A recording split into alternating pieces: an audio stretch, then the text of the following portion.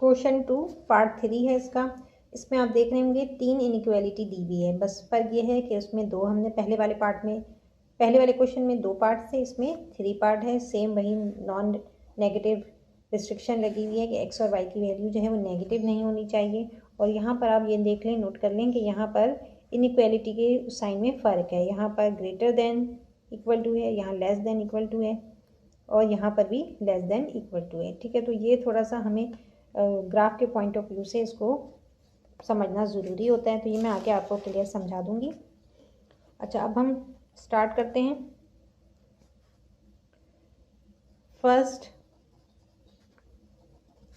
We consider constant, given constant as equation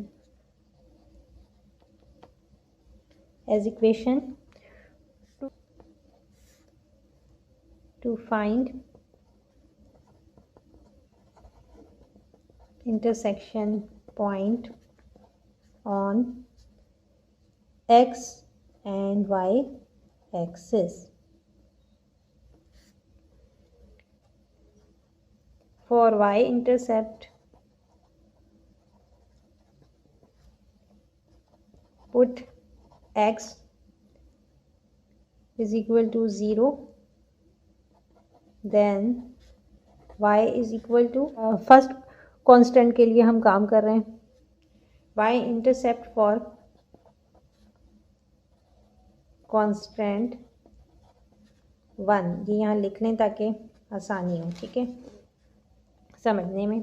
और यहाँ आप लिख लें कांस्टेंट आपके पास क्या है, 6x + 5y is equal to 14। ठीक है, एज ए इक्वेशन हम ले रहे हैं तो इसमें इस इक्वल टू का निशान लगाएंगे।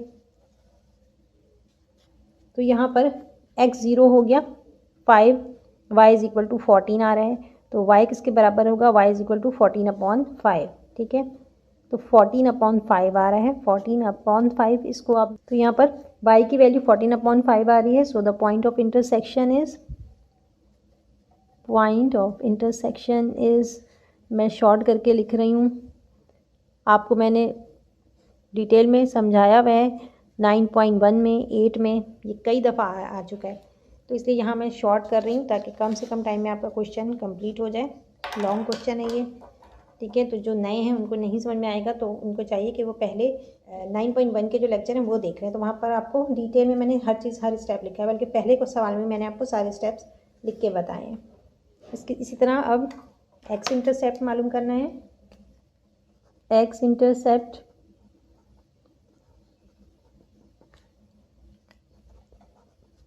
Put y is equal to 0, then x is equal to, यहाँ पर x y जो है वो 0 हो गया, तो 5 0 0 हो जाएगा, 6x is equal to 14, x is equal to 14/6 आ रहा है। ठीक है, तो यहाँ पर x की वैल्यू क्या आएगी, 14/6। अब ये कट रहा है 2 के टेबल से, 2 7 14, 2 3 6, तो यहाँ पर क्या आ रही है वैल्यू, 7/3। ठीक है, तो नीचे हम लिख देते हैं point of intersection. Point of intersection is x क्या है, 7/3, y 0। अब आपको ओरिजिन मालूम करना है। For origin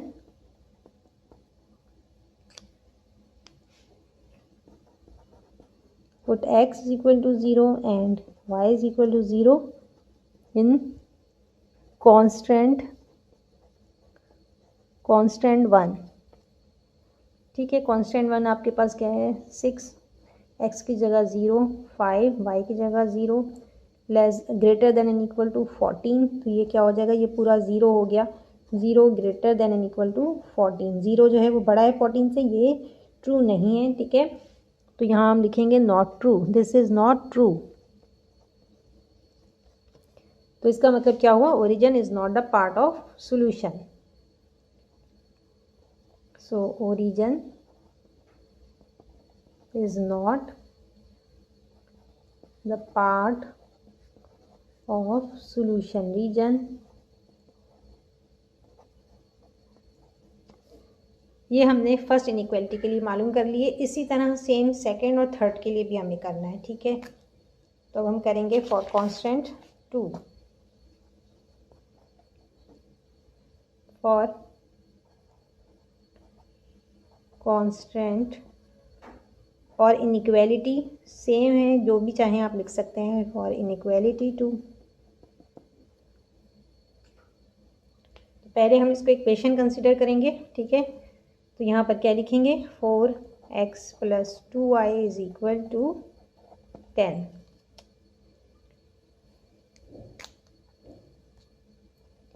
for y intercept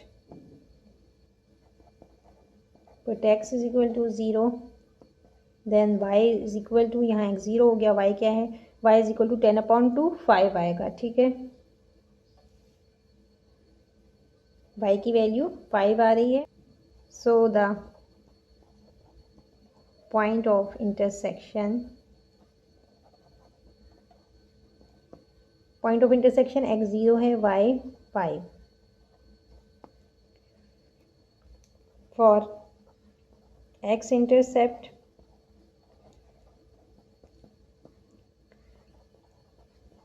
put y = 0, then x = यहाँ y 0 हो जाएगा, x क्या आएगा 10/4, 10/4, 2 5 = 10, 2 2 = 4, क्या आ रहे हैं 5/2, 5/2। सो the point of intersection is x जो है वो 5/2 है, 5/2, और y क्या है 0 है, y 0। अब आपने ओरिजिन के लिए मालूम करना है, for origin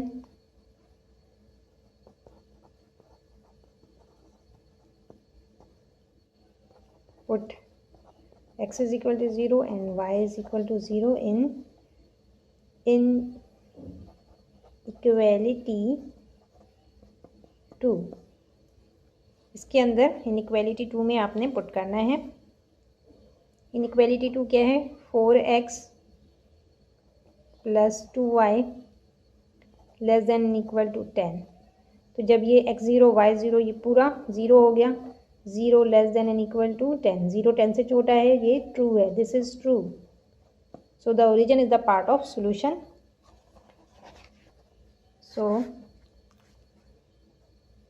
So the origin is the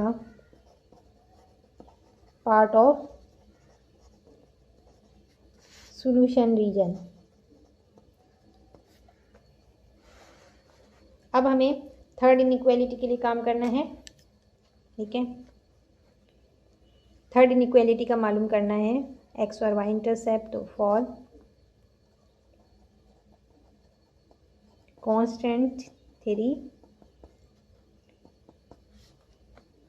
third inequality क्या दी हुई है हमें, 3x - 2y < 8।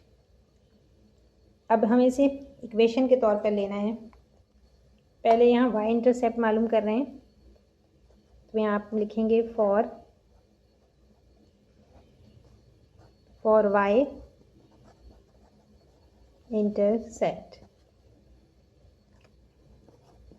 Put x = 0 in equality third, sorry in equation, क्योंकि हम इसे अब कंसिडर कर रहे हैं इक्वेशन के तौर पर, तो यहाँ आप सिर्फ इक्वेशन लिखिएगा, गलत लिख दिया, इन इक्वेशन थर्ड। तो ये क्या हो जाएगा, 3x की जगह 0 - 2 y < 8, sorry is equal to, ठीक है, ये इक्वेशन है, तो इज इक्वल टू 3 0 हो जाएगा यहाँ पर, और ये क्या आएगा, देन y = 8/-2, 2 1 = 2, 2 4 = 8, तो y की वैल्यू क्या आ रही है -4, y = -4, नेगेटिव साइन भी है, 2 के साथ नेगेटिव साइन है, -4 आएगा। तो पॉइंट ऑफ इंटरसेक्शन क्या हो जाएगा, सो the point of intersection intersection x 0 है, y -4 है। अब इसके बाद हमें x इंटरसेप्ट मालूम करना है। For x intercept put y is equal to 0 in equation. यहाँ पर y जो है, y को हम 0 लेंगे तो ये पूरा 0 हो गया और x किसके बराबर आएगा, x इज इक्वल टू 8/3। तो x यहाँ पर आएगा, x is equal to 8/3। So the point of intersection is, so the point of intersection is x 8/3 y 0। ठीक है, आप चाहें तो इस तरह शो करके दिखा सकते हैं, लेकिन मेरे ख्याल से इस तरह से करने से जो है आपको माइंड डिस्ट्रैक्ट हो जाता है और अक्सर गलतियाँ हो जाती हैं। तो बेहतर ये कि डायरेक्टली आप पुट करें यहाँ पर और आंसर निकाल लें, वो ज़्यादा बेहतर रहेगा।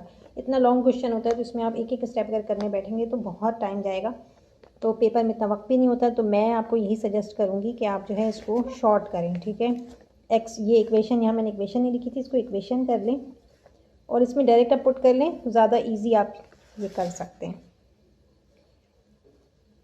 अच्छा, ये हो गया, पॉइंट आपके पास आ गया। अब आपको ओरिजिन मालूम करना है। फॉर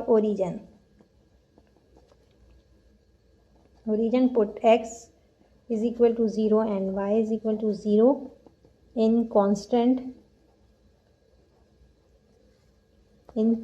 3। ठीक है, तो यहाँ पर आप x और y दोनों को 0 ले लेंगे तो क्या बच रहा है, 0 less than and equal to 8 आएगा। ठीक है,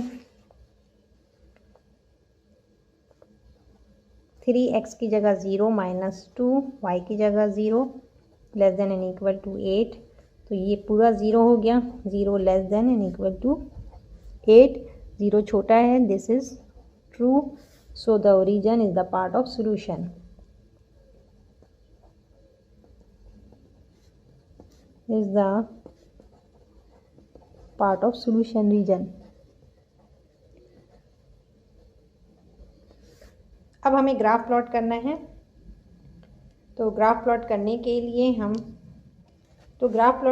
लिए जहाँ पर भी फ्रैक्शन आ रहा है, आंसर फ्रैक्शन में, उसको आप डेसिमल में चेंज कर लें। सही, तो यहाँ पर ये फर्स्ट कांस्टेंट के लिए है, यहाँ पर 14/5 आ रहा है, जिसको डेसिमल में चेंज करेंगे तो ये आएगा 2.8 आएगा, ये 14/5। फिर इसके बाद यहाँ पर 7/3 है, 7/3 को आप जब डेसिमल में लाएंगे तो ये आएगा 2.3 और कांस्टेंट 2, इसमें 5/2 आ रहा है, इसको भी आप डेसिमल में चेंज कर लें तो ये आएगा 2.5।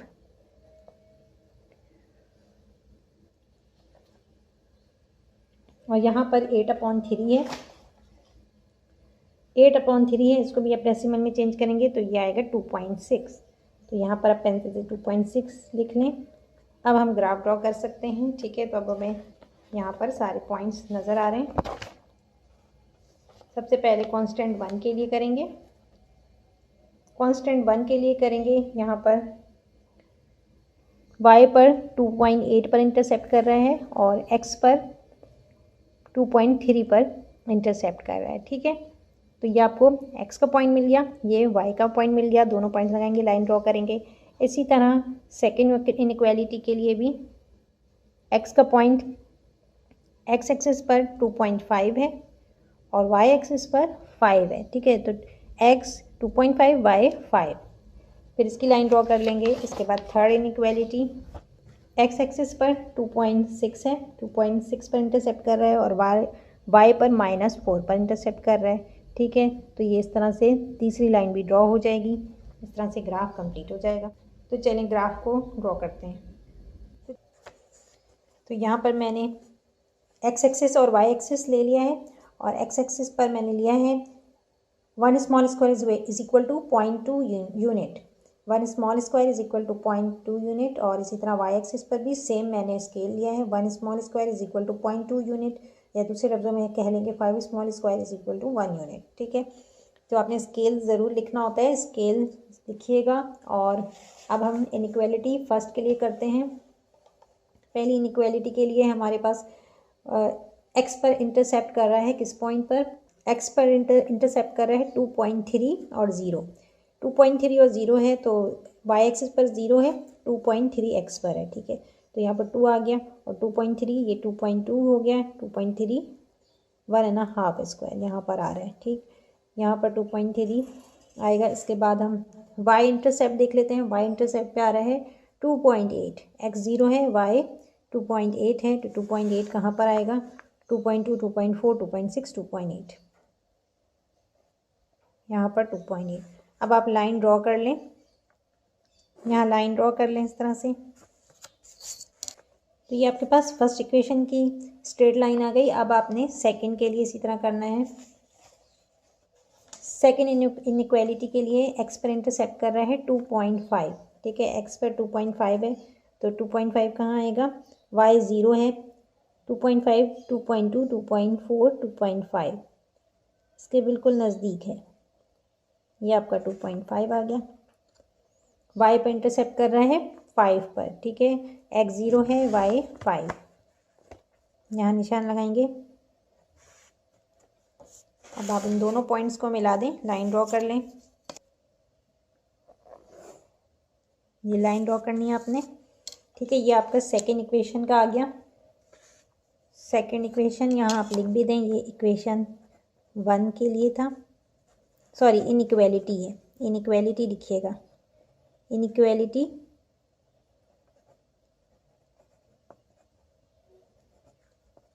2, ये सेकेंड इनइक्वालिटी के लिए है, ये फर्स्ट इनइक्वालिटी के लिए, और नीचे जो है वो थर्ड इनइक्वालिटी का आएगा। इस पर थर्ड इनइक्वालिटी के लिए एक्स पर कट कर रहा है 8/3, जो कि डेसिमल में 2.6 के बराबर है, तो 2.6 किधर आएगा, ये है 2, और यहाँ हमने 2.5 तक लगाया हुआ है, 2.6 इधर है, बिल्कुल करीब, बहुत क्लोज है। ठीक है, 2.5 के जस्ट बराबर में 2.6 उसी स्क्वायर के एंड पे आ रहा है। ठीक, और आपको वाई एक्स एक्सिस यहाँ पर 0, एक्स पर आ रहा है 2.3, 2.6, वाई पर इंटरसेप्ट कर रहा है -4 पर, वाई -4 नीचे की तरफ है, इस तरफ। ठीक है, अब ये लाइन ड्रॉ कर लें आप, ये है इनइक्वालिटी थर्ड। अभी आपने ड्रॉ कर लिया। अब आपने इसके कॉर्नर पॉइंट बताने हैं। ठीक है, सॉल्यूशन रीजन या सॉल्यूशन स्पेस एक ही चीज़ को कहते हैं, और आपने इसका कॉर्नर पॉइंट्स बताने हैं। ठीक है, सॉल्यूशन रीजन का। तो अब आप सबसे पहले तो आपने क्या करना है, इसके अंदर आपने, अब इसमें आपको थोड़ा सा शेडेड रीजन दिखाना है, तो उसके लिए आपको थोड़ा देख के करना होगा ये काम, क्योंकि पहली इनइक्वालिटी के लिए आप देखें, so the origin is not the part of the solution region. ठीक है, यहाँ पर फर्स्ट में जो है वो ओरिजिन जो है वो सॉल्यूशन का हिस्सा नहीं है। इसके अलावा दूसरे वाले में आप देख लें तो सेकंड में ओरिजिन जो है वो पार्ट है सॉल्यूशन का, और थर्ड में भी, और इसी तरह थर्ड में भी ओरिजिन जो है वो सॉल्यूशन रीजन का हिस्सा है। ठीक है, लेकिन फर्स्ट में नहीं है। तो अब आप क्या करेंगे, यहाँ पर ओरिजिन, ये ओरिजिन है, ये ओरिजिन को शो कर रहा है। ठीक है, फर्स्ट इनइक्वालिटी के लिए सॉल्यूशन का हिस्सा ये नहीं है, तो इसको आपने शेडेड नहीं करना है। ठीक है, किस पोर्शन को। अब सेकंड इनइक्वालिटी पे आ जाते हैं। सेकंड इनइक्वालिटी में ओरिजिन जो है वो सॉल्यूशन का हिस्सा है, तो अब हम क्या करेंगे, सिर्फ इस हिस्से को शेडेड दिखाएंगे। ठीक है, क्योंकि अगर हम नीचे शेड करेंगे तो वो फर्स्ट को भी शो करेगा, तो इसलिए हमें सिर्फ इस पार्ट को शेड करना है। इसको आप किसी लाइट ब्लू कलर से या किसी भी हल्के कलर से शेडेड दिखाएंगे। ठीक, अच्छा, अब इसके बाद हम थर्ड इनइक्वालिटी पे आ जाते हैं। थर्ड इनइक्वालिटी में आप देखें तो ओरिजिन जो है वो सॉल्यूशन का हिस्सा है, इस हिसाब से तो इसको भी शेडेड होना चाहिए था, लेकिन हम इसको शेडेड नहीं करेंगे। क्यों? इसलिए कि आपने देखा होगा कि हमारे पास नॉन नेगेटिव रिस्ट्रिक्शन है सवाल में। सवाल में इंस्ट्रक्शन ये है कि x या y दोनों में से किसी की भी वैल्यू नेगेटिव नहीं आनी चाहिए। तो ये क्या है, y की वैल्यू -4 आ रही है, ठीक है। तो इसलिए ये सोल्यूशन रीजन का हिस्सा नहीं है, इसलिए इसको शेडेड नहीं करना है। तो यहाँ हमारा ग्राफ जो है वो कंप्लीट हो गया। अब बात करते हैं कॉर्नर पॉइंट्स की। तो कॉर्नर पॉइंट्स यहाँ पर कितने तो यहाँ पर सोल्यूशन रीजन ये है, ठीक है। फिजिबल रीजन ये है पूरा जो शेड किया हुआ है। फर्स्ट कॉर्नर ये वाला कॉर्नर है, इसको आप मार्क कर लें। ये क्या था, 0 5 पॉइंट मार्क करें। x 0 था, y 5 था। और फिर इसके बाद सेकंड कॉर्नर ये वाला है। तो सेकंड कॉर्नर ये वाला क्या है, तो इसके 4 कॉर्नर हैं। पहला कॉर्नर ये है, दूसरा ये, तीसरा ये वाला कॉर्नर है और चौथा ये वाला कॉर्नर है, ठीक है। ये जो है 2.5 है, ठीक है। तो ये आपको लिख लेना चाहिए इसको। यहाँ पर ये क्या था, 0 x 0 है और y है 14/5, ठीक है। पहले हमने y एक्सिस का ले लिया, आप चाहें तो x का लेने कोई फ़र्क नहीं पड़ता। आप x का पहले लिख लें, y का कॉर्नर बाद में लिख लें, ठीक है। तो यहाँ पर 0 14/5 है और x पर अब आप आ जाएँ तो यहाँ पर x पर है 5/2। ये वाला पॉइंट जो है वो 5/2 है। तो मैं यहाँ लिख देती हूँ 5/2 और 0, y क्या है, 0 है। और यहाँ पर ये वाला, इसको मैं यहाँ लिख रही हूँ, ये है 7/3 और y 0। तो ये चारों पॉइंट्स हैं। तो सोल्यूशन स्पेस या सोल्यूशन रीजन के ये चारों पॉइंट्स हैं, 0 5 0 14/5 और 5/2 0 एंड 7/3 0, ठीक है। ये दोनों x पर है और ये दोनों y पर। तो इस तरह से हमारा ये क्वेश्चन कंप्लीट हो गया है। नीचे आप आंसर में लिख सकते हैं corner points of solution region, corner point of solution reason